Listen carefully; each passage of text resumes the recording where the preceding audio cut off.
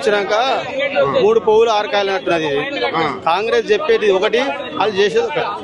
ఎందుకంటే 50 ఏళ్ళ నుంచి చూస్తున్నాము మన ప్రజలను ఎట్లా మభ్య పెట్టాలి, ఎట్లా మోసం చేయాలనేది వాళ్ళకి ఒక్కరికి ఇంకోళ్ళకి ఎవరు తెలియదు. ఇంకో ఏ పార్టీ వచ్చినా తెలియదు వాళ్ళకి. వీళ్ళు మాత్రం వల్ల నైపుణ్యత ఉంది వాళ్ళకి. ఎందుకంటే ఆటో డ్రైవర్లు నేను 12,000 రూపాయలు ఇవ్వని అడగలే, నువ్వు ఇస్తాను మాకు ఇచ్చేయి. నువ్వు మామూలు మా లెక్క మనిషి అయితే మర్చిపోతాం. నువ్వు ఒక రాష్ట్రానికి సీఎం, ఎన్నికల మేనిఫెస్టోలో పెట్టినావు, 12,000 ఇస్తాను, ఫ్రీ బస్ పెట్టినావు. అది మాకు శాపం అయింది.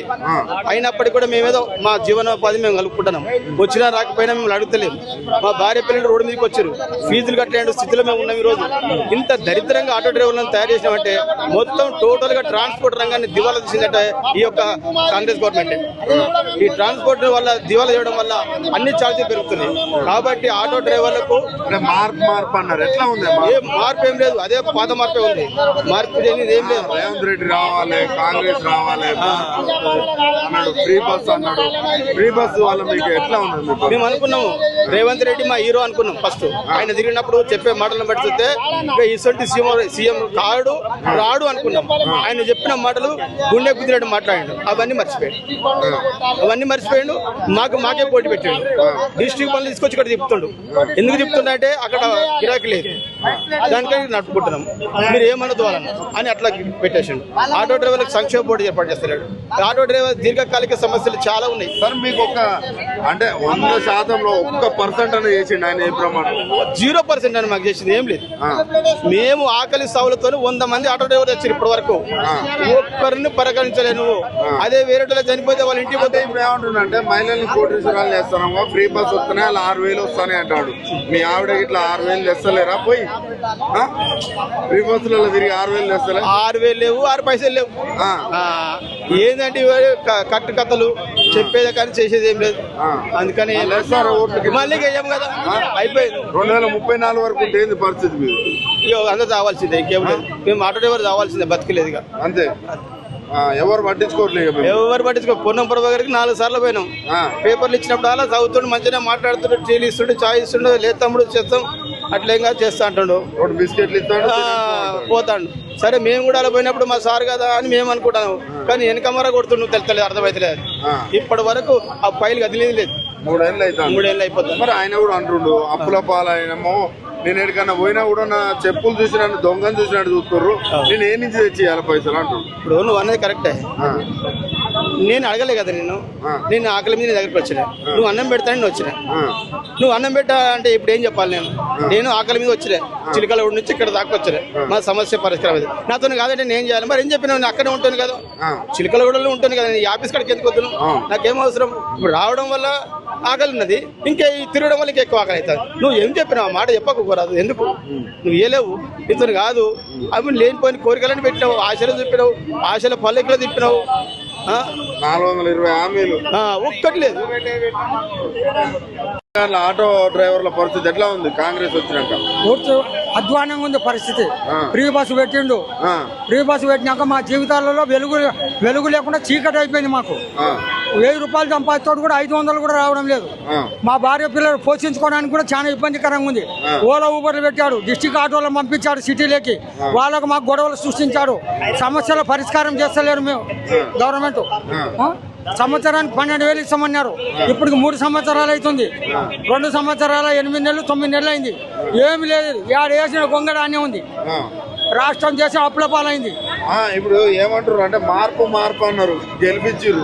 రేవంత్ రెడ్డి రావాలన్నారు. ఎట్లా ఉన్నది రేవంత్ రెడ్డి? గెలిపించినాం, మేము నమ్మినాం. యువకుడు కదా మార్పు చేస్తాడని నమ్మినాం. రాష్ట్రం అప్పుల పాలవుతుంది. ఏం చేస్తాడో లేదు. ఎక్కడికైనా పోతే మీకు పైసలు ఇద్దామని చూస్తే నన్ను దొంగను చూసినట్టు చూస్తారు. మరి నేనేం చేయను అంటాడు. ఎవరు? ఆయనే చెప్పుకున్నాడు రాష్ట్రం అప్పుల పాలైంది చెప్పుకున్నాక ఇంకోటి అప్పులు ఇవ్వమంటే ఎట్టిస్తాడు? నాకు సంపద సృష్టించమను, సంక్షేమాలు ఇవ్వమను, ఎవరో వద్దంటలేరు. ఫ్రీ బస్సు పెట్టమను, ఫ్రీ విద్యుత్ పెట్టమను, ఫ్రీ కరెంట్ ఇవ్వను. ఇంకా మొగళ్ళకు కూడా మటన్ చికెన్ మందు ఫ్రీ ఇవ్వను. ఆయనకు పోస్ట్ వచ్చింది, ముఖ్యమంత్రి పోస్టు. ఆయన ఫ్రీ, మేము ఫ్రీ. సాయంత్రం అయితే ఆయన మేము మంది అవుతాం కూర్చొని అందరం. అప్పుడు ఆయన రాష్ట్రం బాగుంటుంది, దేశం బాగుంటుంది, అప్పుల పాలవుతుంది. అన్ని ఫ్రీ. అన్ని ఫ్రీ పెట్టి కథ అంతా మటన్ చికెన్ మందు కూడా ఫ్రీ పెట్టాను, మొగల్లో కూడా ఫ్రీ బస్సు పెట్టాను, రాష్ట్రాన్ని అమ్మేసేవాను. ఇంతకుముందు బ్రిటిష్ వాళ్ళు 200 సంవత్సరాలు దోచుకొని పోయినారు. వీళ్ళు మన రాష్ట్రంలో వీళ్ళు దోచుకనికి తయారైనారు. వాళ్ళ జీతాలు, వాళ్ళ జీతభత్యాలు వాళ్ళు పెంచుకుంటున్నారు. ఎమ్మెల్యేలు, ఎంపీలు, మినిస్టర్లు, ఎమ్మెల్యేలు మమ్మల్ని సంకనాకి ఇచ్చినారు. కాంగ్రెస్ ఇంకా మళ్ళా ఇంకా రాదు, ఇంకా రాదు. వచ్చింది కదా ఇప్పుడు దేశంలో భారతదేశం కాక్రోచ్ జనతా పార్టీ. అటువంటి పార్టీలు కొడితే వీళ్ళకి సరిపోతాయి. వీళ్ళకు అస్సలు పార్టీలు అంటే మహిళలకు ఫ్రీ బస్ పెట్టినా 6,000 మిగులుతానే అంటారు. మహిళలను కోటేశ్వర్లు కాదు, బిచ్చగాలను చేసేస్తాడు. బిచ్చగాలను ఒక్కొక్కరి తలసరి నెత్తి మీద ఎంత అప్పు ఉందో తెలియదు రేవంత్ రెడ్డికి. సంపద సృష్టించామని సంక్షేమాలు ఇవ్వమను, ఎవడవుదని చెప్పలే. వాళ్ళకి సంక్షేమాలు ఇచ్చినట్టు మాకు కూడా ఇవ్వమను. మాకు కూడా సంక్షేమ బోర్డు పెట్టాం. 12,000 3 ఏళ్ళు అయింది. 12,000 కాదు కదా, 12 రూపాయలు కూడా ఇవ్వలే. లాస్ట్ మేము రోడ్డు మీద పడినాం. కిడ్నీలు అమ్ముకొని మా భార్య పిల్లలు పోషించుకునే స్థాయికి వచ్చినాం మేము. కిడ్నీలు అమ్ముకునే పరిస్థితికి వచ్చినాం మేము. పేదల ప్రభుత్వం, ప్రజా ప్రభుత్వం అంత దొంగ మాటలు, దొంగ లెక్కలు. దొంగ లెక్కలు చేస్తే ఇంత దొంగ లెక్కలే. అంటే 2034 వరకు ఉంటాడు. 2034 2029 వరకు ఉంటాడో లేదో తెలియదు. ఆయన భవిష్యత్తు ఆయనకు తెలియదు. జాంక్ ఢిల్లీ పోవడం రావడం, ఎక్కడో ప్లేట్ ఎక్కడో రావడం, ఆయన పదవి కాపాడుకొని ఇంకా పోవడం రావడం. ఆయన పదవి ఆయన కాపాడుకోను. 2029 వరకు ఎవరు ఉంటాడో, ఎవరు తెస్తాడో, ఎవరు బతుకుతాడో తెలియదు. ఇవాళ ఉన్నోడు రేపు ఉంటాడో, రేపు ఉన్నోడు ఎల్లుండి ఉంటాడో తెలియదు. 2034 వరకు చెప్తాడు ఆయన. ఎట్లా మరి ఇట్లా అబద్ధాలు చెప్పి ఎన్ని రోజులు గడుపుతారు? ఇట్లా అబద్ధాలు చెప్పి ఎన్ని రోజులు అంటే ఇంత 2 సంవత్సరాల 4 ఏళ్ళు కాలం గడుపుకుంటాడు, పోతాడు. అంతే.